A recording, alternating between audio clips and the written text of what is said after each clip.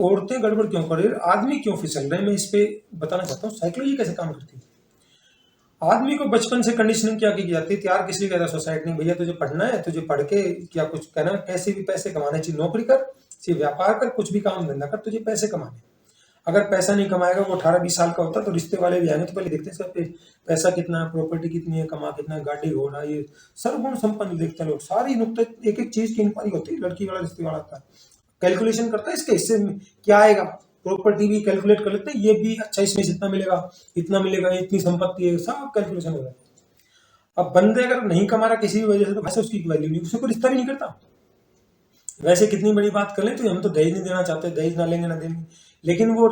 गरीब आदमी से कोई शादी नहीं करता। तो हमारे समाज में ऐसी कंडीशनिंग बना दी भी आदमी को कमाना ही कमाना, थोड़ा कमाने लग जाएगा तो कोई घर में थोड़ा बड़ा होगा तो वो भाई बहन की, माँ की, सबकी रक्षा करनी है, उनको कोई भी तकलीफ हो जाए तो जो उनकी मदद करनी है। तो धीरे धीरे क्या होता है, इस दौरान वो सब कुछ भूल जाता है, अपने लिए करना भूल जाता है। थोड़ा बड़ा होगा तो घर में भैया किसी की दवाई लेके जानी, किसी की फीस भरनी है, किसी का कोई दिक्कत है, किसी को इलाज करवाना है, किसी कोई समस्या, किसी कोई समस्या। और वो जिंदगी में जैसे जैसे आगे बढ़ता है, बच्चे बड़े होते, फिर उनकी पढ़ाई लिखाई,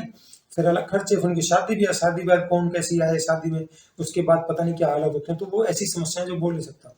तो पूरी जिंदगी में आदमी की गलती है, वो सोसाइटी के लिए, परिवार के लिए सेक्रीफाइस करता रहता है। वो उस चक्कर में अपने बारे में सोच ही नहीं पाता। तो उसके अंदर जो बच्चा छुपा होता है, बच्चा जो होता है वो बच्चा रह जाता है। तो जैसे ही वो शादी होती है, शादी के बाद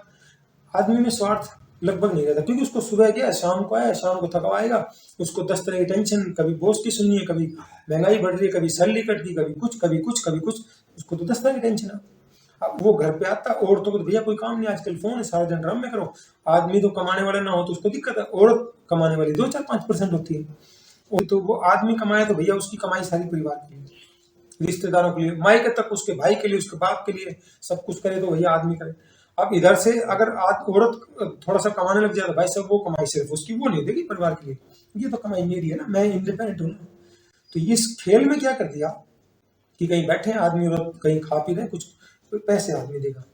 चाहे वो सहेला सहेली है, चाहे पति पत्नी है, चाहे कोई और कुछ, तक पैसा आदमी देगा। तो वो बचपन से हमें डाला गया कि मुश्किल काम सारा आदमी के जिम्मे, और तो घर के काम दिए, उनको जॉब में भी आसानी से दिए कि ये परिवार को संभाले, ले उन परिवार को नहीं संभाले, उनके दिमाग में क्या भर दिया। पिछले जो 15-20 साल में मैं देखा, पहले कोर्ट कचहरी में लोग नहीं जाया करते, जब से कोर्ट कचहरी वाला ड्रामा चला है,